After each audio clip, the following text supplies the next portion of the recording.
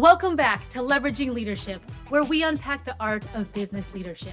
I'm your host, Emily Sander, Chief of Staff turned Executive Leadership Coach. This show is all about finding your points of greatest influence and leveraging them to better serve those around you. In this episode, I want to go over some quick notes on the title Chief of Staff. So first note would be, many times people are fulfilling the role of Chief of Staff, but they're called something else. So their title might be something else. They could be the VP of Strategic Initiatives. They could be the head of business operations. They could be Chief Administration Officer. I've seen someone with just the title Strategy and Operations. So you can come under a whole bunch of different umbrellas and be fulfilling the Chief of Staff function. So that's the first note. Second note would be, if you're a Chief of Staff, and I often work with Chiefs of Staff who are trying to get either their first Chief of Staff role or another Chief of Staff role. And one of the questions I ask them is, are you tied to the Chief of Staff title? And sometimes the answer is yes, and that's great to know because that's important to you, and let's go after the Chief of Staff title and make sure you get that.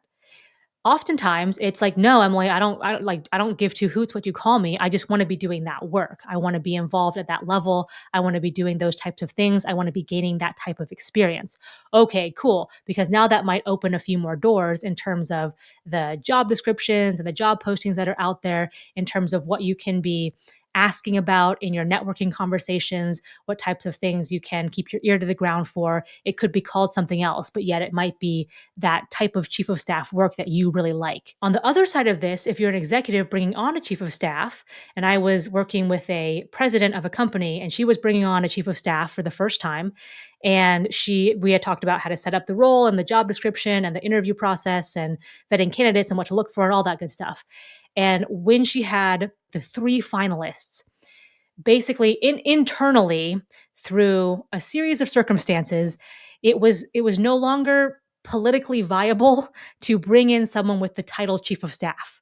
That would have just caused so much more trouble than it was worth, so many fires, and people would have gotten all riled up about it. So politically, it wasn't the astute thing to do. And so she and I had conversations about, like, she was concerned, look, I have these three finalists. They applied for Chief of Staff. We've been talking about Chief of Staff. I don't feel good about switching this on them now. And I said, look, you've got a situation where if this is going to throw gasoline on the situation and you need some water right now, you need to have these conversations with these candidates. And in fact, this is a really good discussion to have with a potential Chief of Staff candidate. One, to see how they react, and two, to see if they can help you solution this thing. And so I said, give them the situation, like full transparency, give them the situation and have that discussion with them.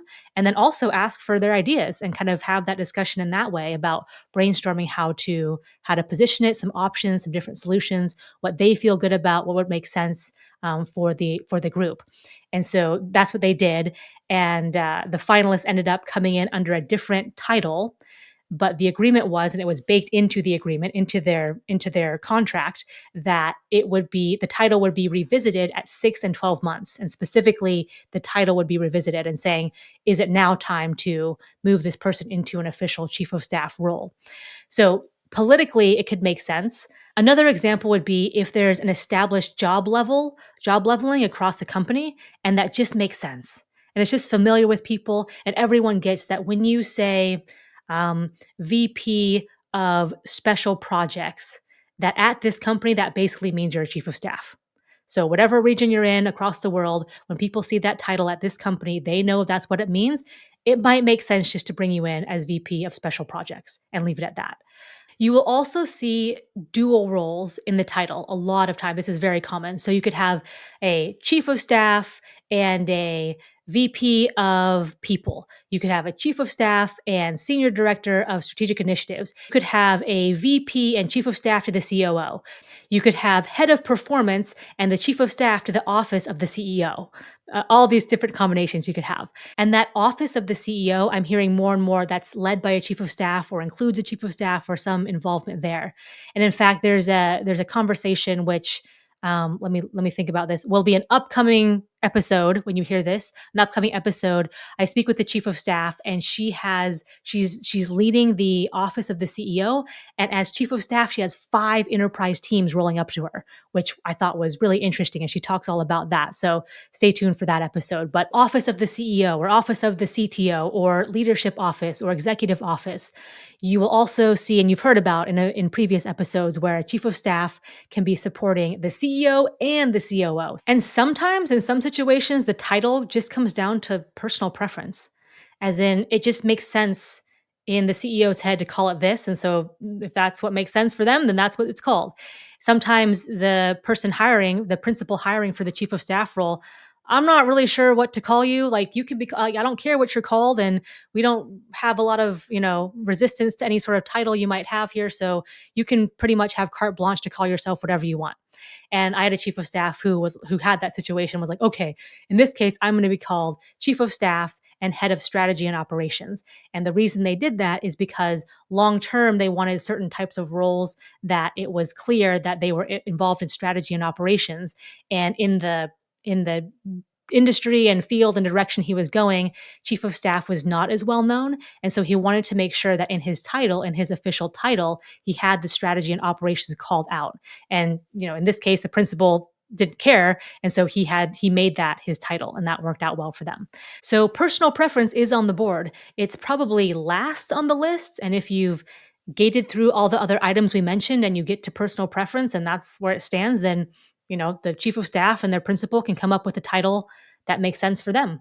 All right, so those were just a few quick notes on titles or alternate titles for chiefs of staff. Hopefully, they've given you some ideas or given you some reference points. And if you are working through a situation where you need to brainstorm some titles, or how do I position this, or how do I communicate this, then just let me know, and I'm happy to help in whatever way I can. You can email me at emily@nextlevel.coach. You can find me on LinkedIn pretty easily, and you can also schedule a free 30-minute clarity call in the link in the show notes below. But hopefully you've got some stuff to work with, and I will catch you next week on Leveraging Leadership. If you enjoyed today's episode, please like, share, and subscribe wherever you get your podcasts.